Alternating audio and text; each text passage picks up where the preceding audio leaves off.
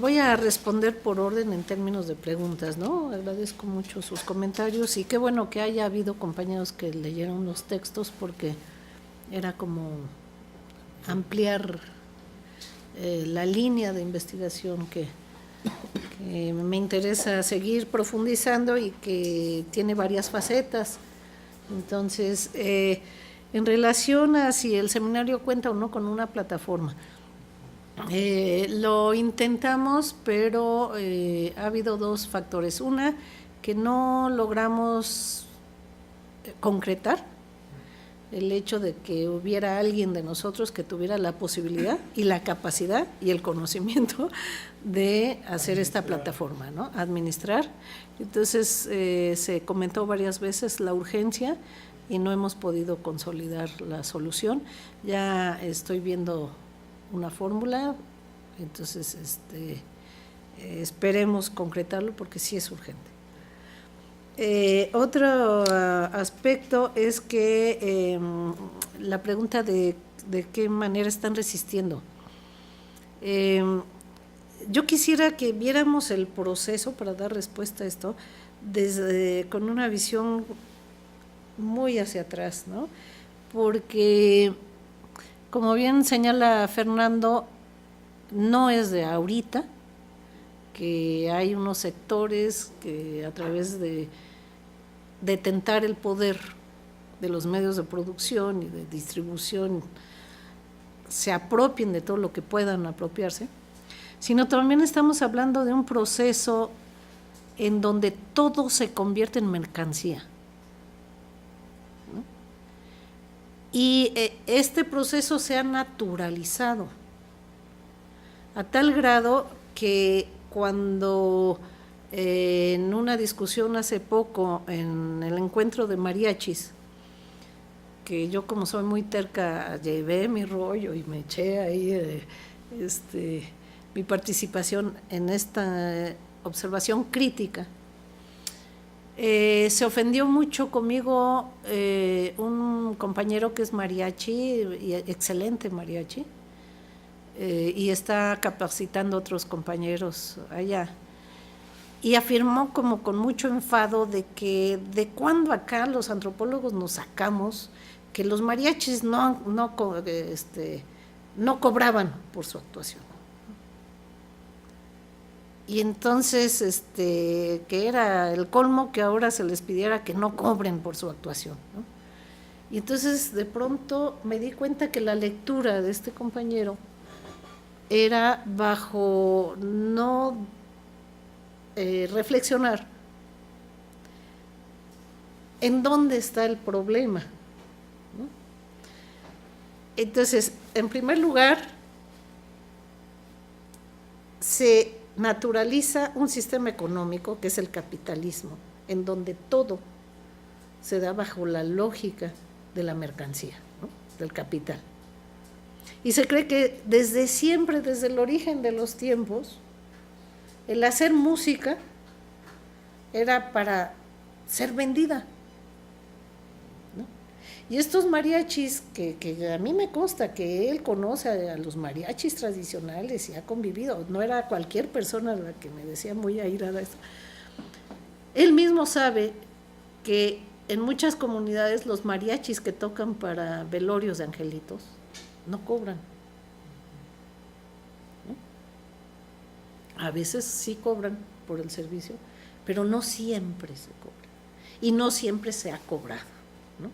O los minuetes. Los minuetes y toda esta el ciclo, creación musical, que a pesar de que la música es uno de los ámbitos culturales que más ha sido permeado por la lógica del mercado, siguen habiendo espacios de creación musical que a pesar de todo no están siendo atravesados por esta lógica, ¿no?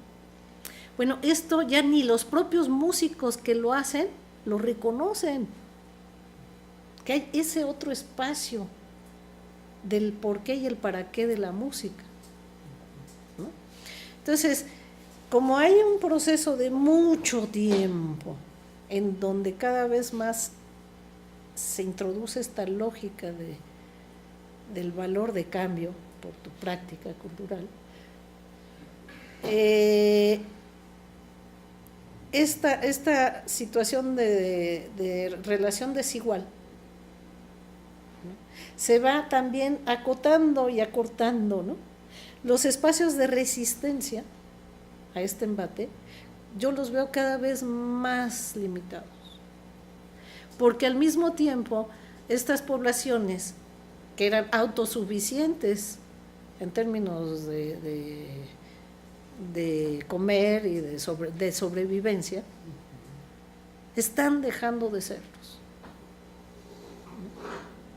Entonces, al no ser posible que tú, siendo campesino y tú siendo jornalero o algo, pues a la vez te des el disfrute de tocar, y ahora te veas obligado a que ese conocimiento tenga que insertarse a fuerza, obligadamente, por la situación económica imperante, ¿no?, que es lo que yo he visto con muchos músicos. Bueno, pues se entiende, obviamente, que los voladores desde los 60s se vieron ante la necesidad de sus circunstancias de que se les roba las tierras, se contaminan sus campos, el cacique, de esas condiciones de subsistencia sean cada vez más paupérrimas, acudir a vender lo que originalmente no se vendía, ¿no? Entonces, a mí me preocupa mucho que este fenómeno se oculte, se esconda y se diga, no, pues sí, siempre se ha hecho esta relación de intercambio de cuánto cobras por actuar. Bueno, es una situación obligada, y la resistencia en ese sentido también la veo muy acotada y cada vez menor. Se puede resistir en la medida en la que hay una plataforma, un soporte de redes de relaciones muy sólidas, y esa plataforma la da, desde mi punto de vista, solo el ámbito religioso, de las relaciones religiosas.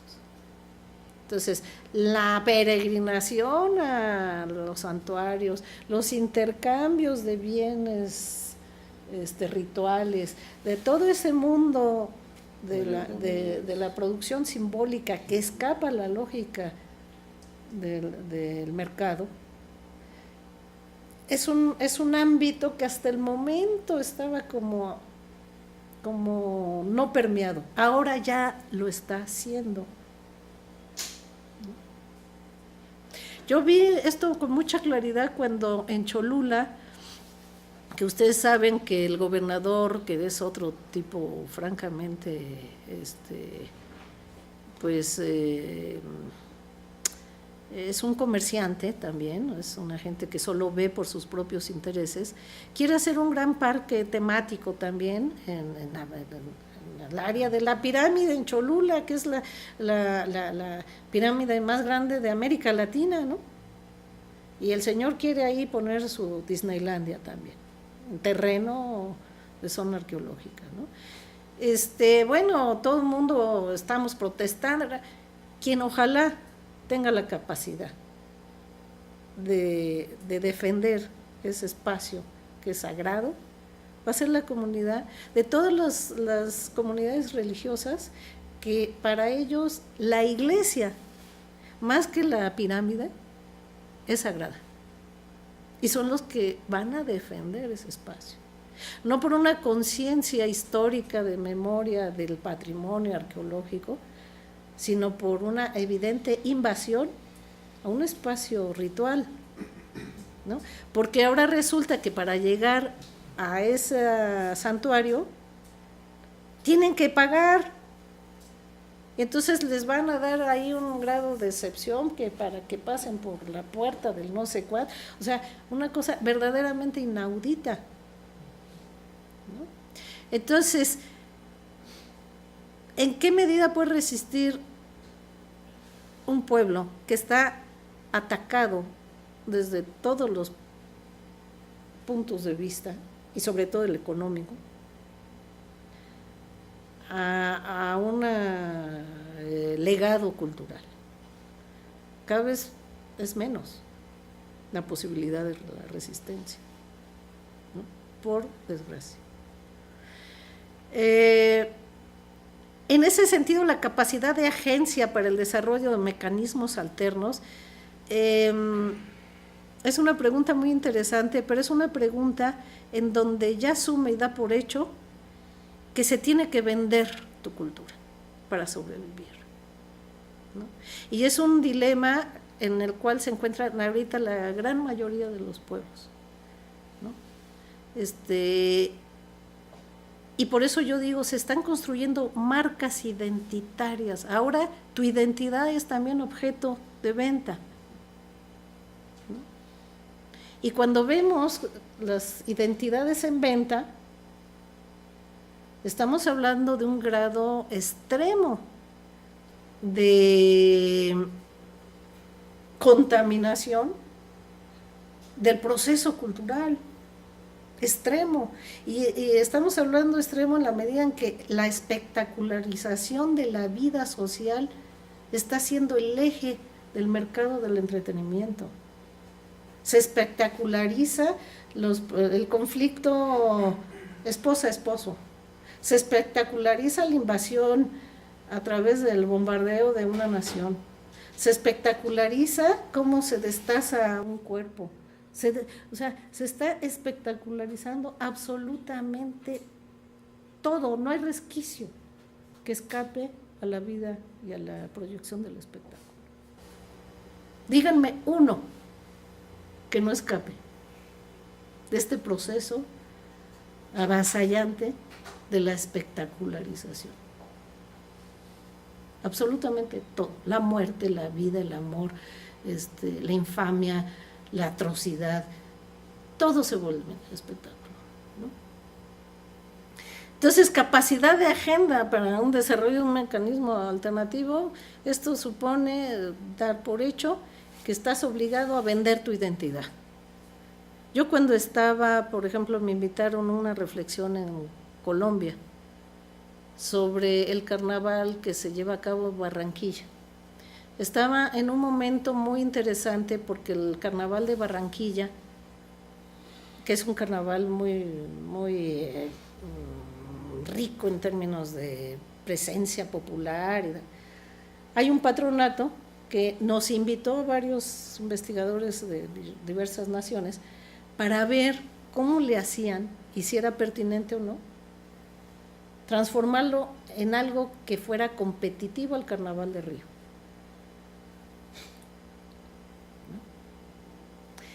Entonces, yo me atreví, como siempre, creo que no mido las consecuencias, pero me parece interesante seguir en ese camino.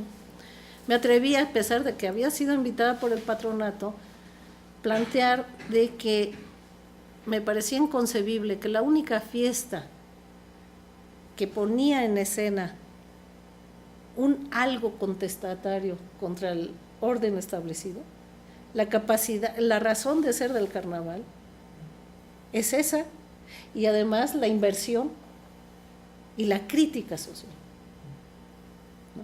Se le depurara ese contenido profundo y se le presentara como un desfile más, que es de lo que muchos países han hecho del carnaval, ¿no? Y que me parecía atroz que hicieran lo mismo que sucede con el río, ¿no? Por supuesto, a los que me invitaron no les gustó para nada mi opinión, ¿no?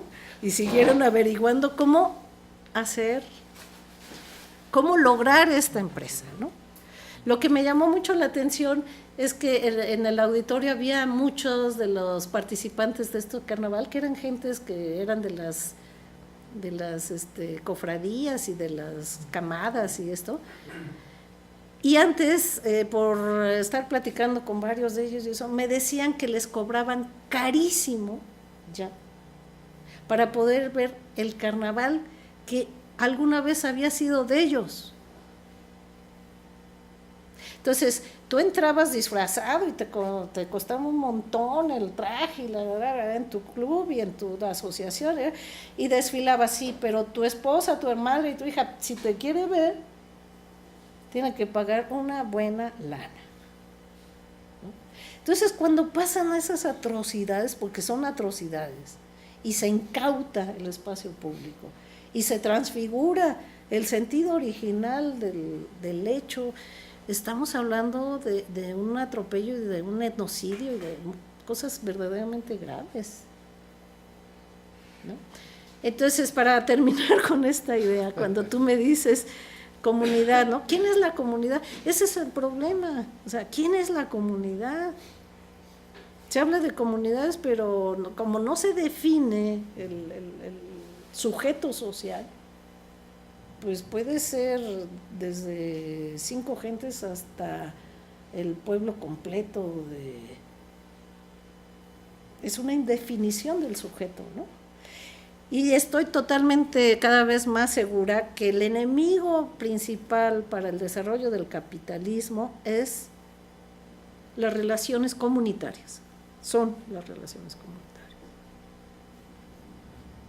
Es el enemigo a vencer.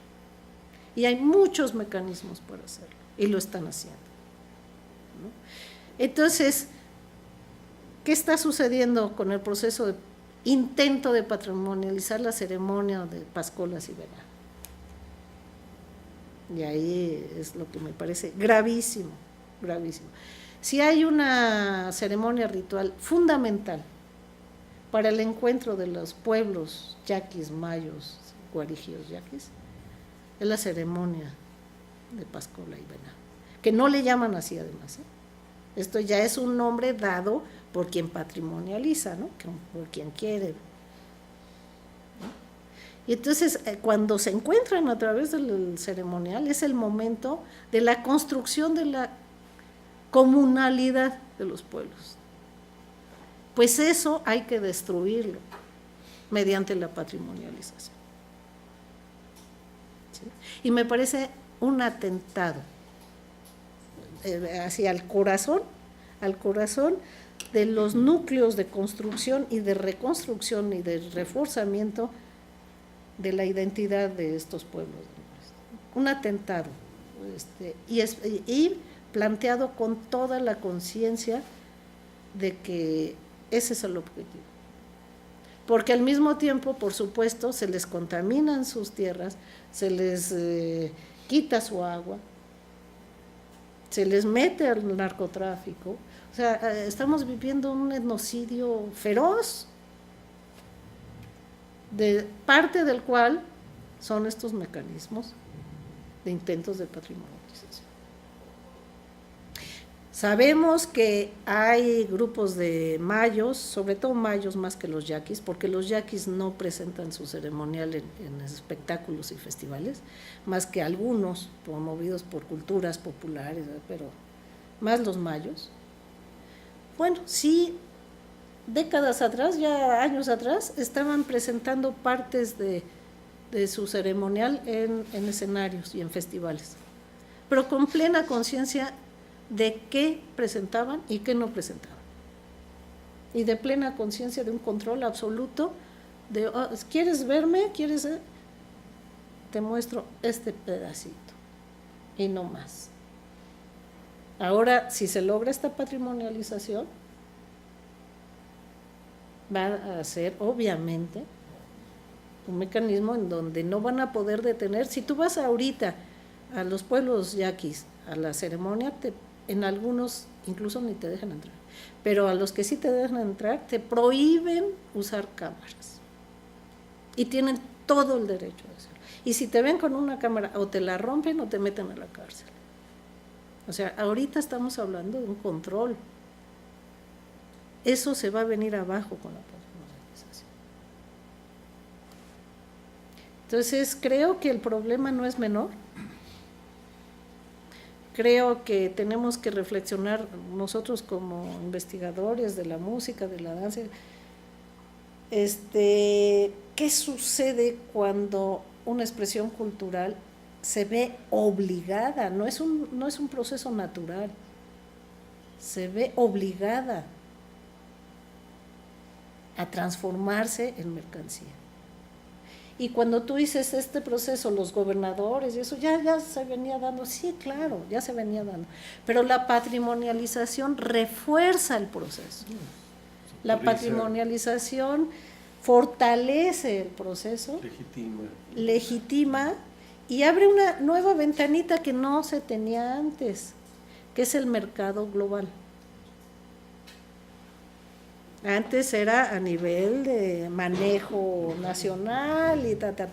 Por eso, si ustedes se dan cuenta, se patrimonializó ya el tango, el flamenco, la samba, o sea, viene toda una serie de ofertas, ¿no?, que son justamente marcas identitarias. Los países, yo te ofrezco, ¿no?, el tango, que claro que traen atrás un proceso ya de mercantilización, no se inaugura, pero se fortalece dando el giro, un giro importante, cualitativo importante, de que ahora estamos hablando de vitrinas globales. Y las empresas que van a entrar en esa competencia no necesariamente son las nacionales, ¿eh? Si ya atrás del tequila ya nos dieron en la torre, ya no hay tequilas que sean de empresarios mexicanos, ¿verdad? Por supuesto que viene atrás toda esta apropiación, ¿no?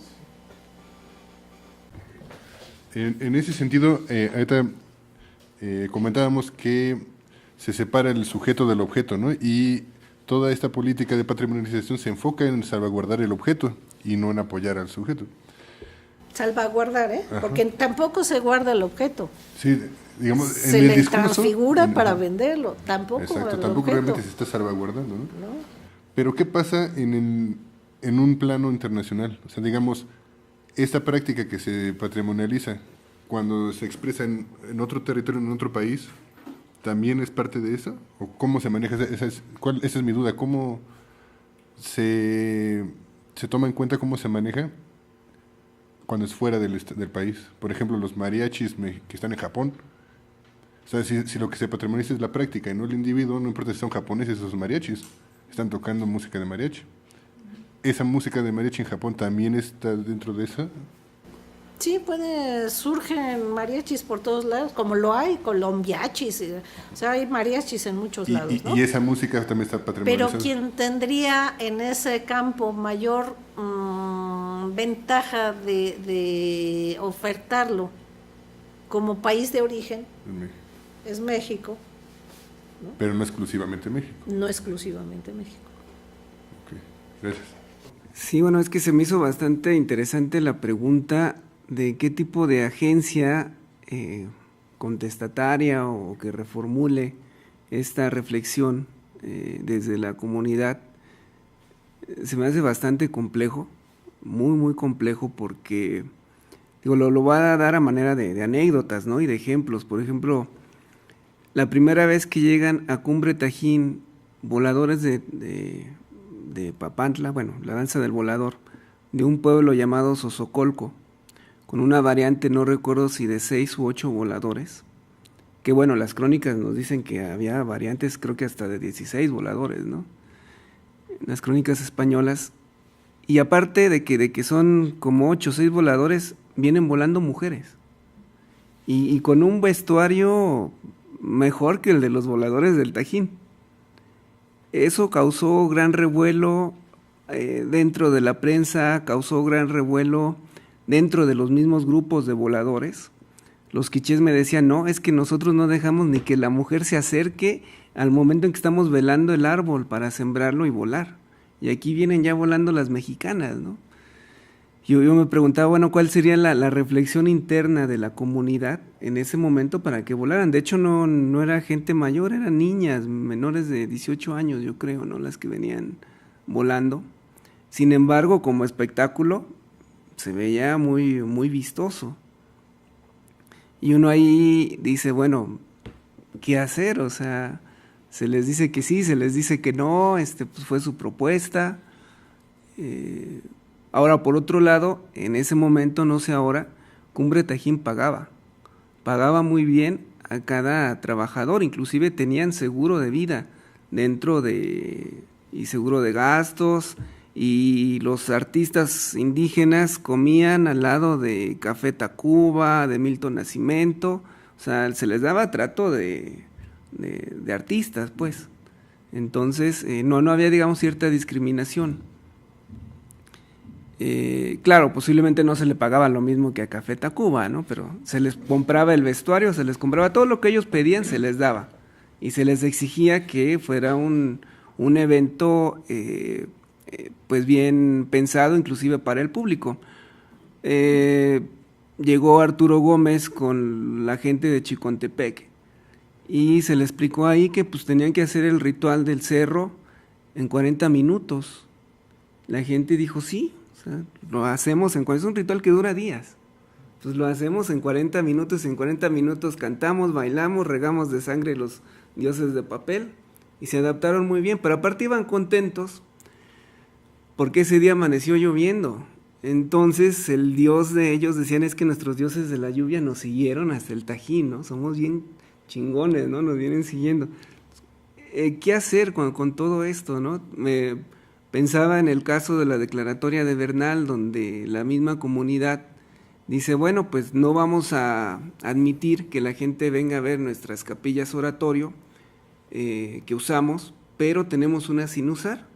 Vamos a hacerla museo, vamos a ver de qué manera nos traemos el turismo, porque todo se queda en Peña de Bernal y nosotros los otomís, pues no nos toca nada. Esto lo ha trabajado muy bien Mirza Mendoza. Y decía Mirza, pues nos llaman a Lina, llaman a gente de una escuela de turismo privada, pues bueno, diseñamos el proyecto de un museo comunitario, pero también fue muy difícil para nosotros, porque les decíamos, bueno, ¿qué de valor de la comunidad quieren mostrar? Que la gente llegó con una cantidad de objetos que para ellos tenían un valor simbólico, un valor riquísimo, sentimental, familiar, histórico. Y me decía Mirza, es que nos llegaron con el primer CD de Rigo Tobar que llegó al pueblo. Y nosotros, ¿qué onda? ¿Lo exhibimos o no lo exhibimos? Pero nos decían que era histórico porque era el primer CD de Rigo en el pueblo. Entonces sí, ¿no? O sea, pues a lo mejor era un valor ya de los otomís. Entonces, este tipo de situaciones que de repente, pues yo lo veo, ¿no? Lo veo con los pireris en Pátzcuaro, que digamos es la ciudad donde van a comercializar la pirecua, por decirlo de alguna manera. Y hay quienes se visten con el traje tradicional, que yo lo veo como algo muy folclórico, porque en su comunidad no se visten así, no lo usan, se ponen los guaraches, estos de madera, o sea, es mentira que vivan así, o sea, se lo ponen para el turismo, y hay pireris que no, que van vestidos con su ropa de diario, prácticamente, ¿no?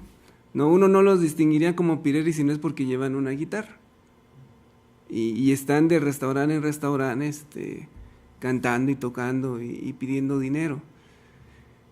Ahí es donde uno dice, bueno, ¿qué tanto ellos viven de alguna u otra manera de esto, ¿no? Algunos seguramente son pescadores o son, digamos, artesanos, campesinos, pero también me doy cuenta de algo que a lo mejor no hemos reflexionado tanto. Como dice Amparo, sí es cierto de que han comercializado lo que ellos creen que se puede comercializar. De repente cuando yo me enfrento a la música ritual purépecha, es otra cosa. Y esa sí está desapareciendo, pero lo guardan mucho. Eso sí no es como el abajeño, como los sonecitos o como la pirecua. Eso sí tiene su momento sagrado, su tiempo, su espacio, y solamente saben ellos en qué momento lo utilizan. Lo demás sí siento yo que es como para la televisión. Entonces sí creo que hay una actividad comunitaria donde hay un cierto resguardo, que a lo mejor no es lo que voy a comparar, pero sí me gustaría mencionarlo, como el fenómeno del rock que se da en Chiapas, con los chicos jóvenes que tocan rock. De repente hay un boom de bandas, y el gobierno empieza a subir a los escenarios grandes aquellos que se visten con la ropa del carnaval, aquellos que se visten con la ropa de mayordomos, aquellos que cantan la música tradicional en versión rock, y las comunidades pegan el grito, y comienzan a poner, digamos, acotar a los chicos, ¿no? A ver, ¿te vas a vestir de mayordomo? Ok, me cumples el cargo. 1 año de cargo y te quedas con la ropa toda tu vida, porque ya vas a ser mayordomo para toda tu vida. O sea, ahí los chicos empezaron a quitar los sombreros, empezaron a quitar las máscaras. Los chicos, en el caso, por ejemplo, de Valligel, que dijeron, no, pues nosotros sí queremos seguirle acá en la onda, ok. Y sí les ha tocado, ¿no? Que falla algún músico en algún ritual, van ustedes. Porque ellos se suben a veces con la guitarra chamula, con el arpa. Porque sí, las mismas comunidades se dieron cuenta de que dentro del rock se estaba comercializando muchas cosas. Hubo hubo un grupo, que no sé si sea cierto o no, que me han comentado que inclusive los corrieron de la comunidad, por lo mismo, que es este grupo es Axebul, ¿no? Que pues no solamente les molestó que no eran 100% tzotziles, que aparte metieron japonesas y las vistieron de tzotziles, y que pues no pueden entrar a la comunidad. Sin embargo, bueno, yo sé que tienen parientes, ¿no? Que sí hay un lazo familiar ahí, ¿no? Entonces no sé cómo se haya arreglado eso, pero sí hay como cierta regulación. En el caso de los eris tengo entendido que a Hamak Kasim se le prohíbe cantar los cantos rituales. Se le da permiso de cantar los cantos infantiles, los cantos rituales no, mucho menos de grabarlos. Sí abren ellos su espectáculo con una canción ritual, pero no está grabada en disco, porque son, digamos, las mismas comunidades que han empezado a regular esto. Y me vino a la mente esto de la chica de Totonaca, de ya cállate porque ni sabe. Ella también me lo dijo, mira, a lo mejor va a haber cosas sagradas que esas sí no las vamos a enseñar, son muy totonacas, son muy nuestras, estamos mostrando lo que hasta ahorita creemos que se puede vender. Sí, no, ahorita sí, digo, ya más de 10 años no sé qué tanto hayan vendido los totonacos, pero sí había como cierta regulación. Y aparte yo sí creo que este actor, don Juan Simbrón, era una persona que sabía jugar muy bien con las cuotas de poder. Recuerdo que inclusive él decía que los primeros policías que murieron porque pusieron gradas para ver el espectáculo de luz y sonido, de ahí él se lo, bueno, no sé, no quiero decir él se lo inventó, pero él decía, es que pusieron las gradas más arriba que de la pirámide, y nadie puede estar más arriba del dios Tajín. El problema fue el siguiente, que como eso se prueba con costales de arena, la resistencia, pues no, subieron un batallón de policías y les dijeron que brincaran. Pues se vinieron abajo las gradas y hubo oficialmente un policía muerto, pero me decían los productores, pues oficialmente, ¿no? Pero hubo más muertos ese día. Entonces, y don Juan decía, no, es que hay que hacerle la ceremonia, y yo les vendo la ceremonia, hay que pedir permiso, y chalala, ¿no? Entonces, sí, ¿no? Muchas gracias, Ulises. Pues, Amparo, vamos cerrando. ¿Tienes algún comentario para pues ya terminar por ahora, dado que es un tema en el que pues nos vemos comprometidos a tener un seguimiento, por favor?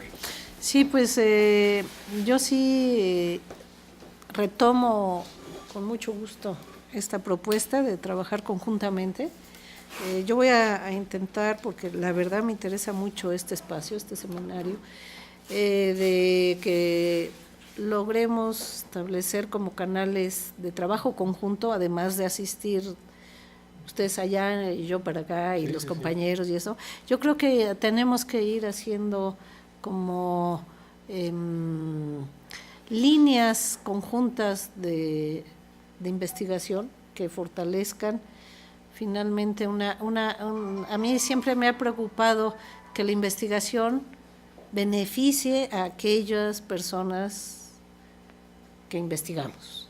Si no, la verdad pierde sentido nuestro hacer, ¿no?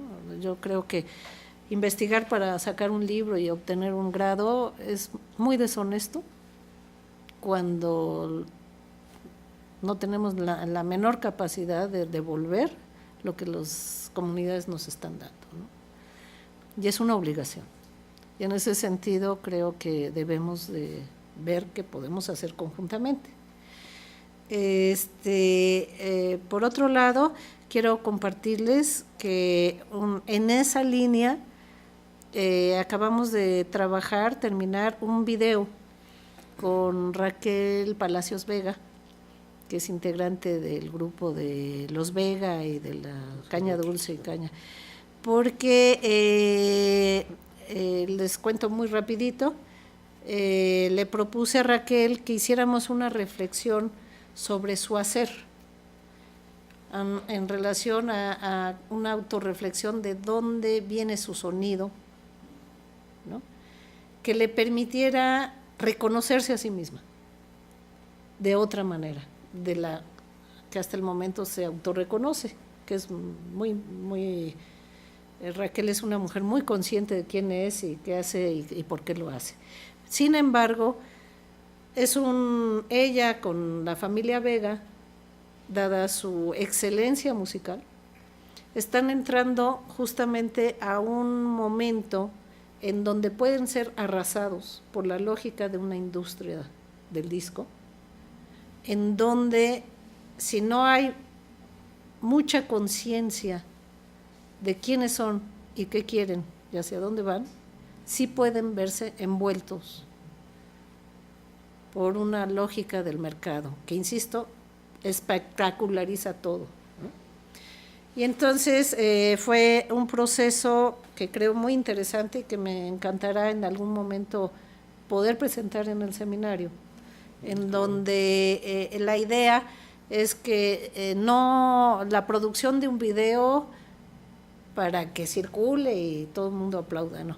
La producción de un material, que ese fue la idea original, que ante todo les sirviera a ellos, se difundiera o no se difundiera, y que fuera parte de una reflexión que además está siendo escrita, en donde no es que la antropóloga entrevista a la informante, sino que le propuse que la línea, el tema y eso lo construyéramos juntas, ¿no? Para que mi conocimiento en términos de sistematización le sirviera, aunque sea a una persona, para yo darle mis herramientas que le sirvan a ella para hacer un proceso de reflexión sobre su hacer musical y su ser, su hacer y su hacer, y esta integración entre ambos. Y entonces está el video, se llama Mi canto tiene raíz, y ella me autorizó subirlo a YouTube, y estamos trabajando en esa línea, ¿no? También en YouTube subimos un documental que hicimos con el director del Centro Cultural El Tecolote, que es un centro que está en Arcelia Guerrero, en medio de las balas y el narcotráfico y el horror y el espanto. Pues ahí hay un centro cultural que están haciendo un trabajo en torno a la música de Tierra Caliente verdaderamente extraordinario. Y entonces le hicimos un pequeño promocional para que él pudiera, con ese promocional, bajar fondos a diversos niveles, ¿no? Un poco en esta búsqueda de alternativas, ¿no? Entonces es un centro totalmente autogestivo, no depende de ninguna institución. ¿Cómo accedemos, por favor? ¿Cómo accedemos a Y el título de este promocional es Un sendero para la paz, y también está en YouTube. Entonces me encantaría que viéramos la posibilidad de cómo generar materiales de este tipo juntos que puedan serles útiles a quienes estén emprendiendo un proyecto cultural que defienda los elementos que quieran ellos defender, ¿no? O sea, que no parta de la idea de nosotros, sino de las necesidades que ellos planteen, y que en ese sentido podamos hacer que nuestro conocimiento les sirva a los músicos de este país, ¿no? Muy bien, Amparo, pues te agradecemos de nuevo.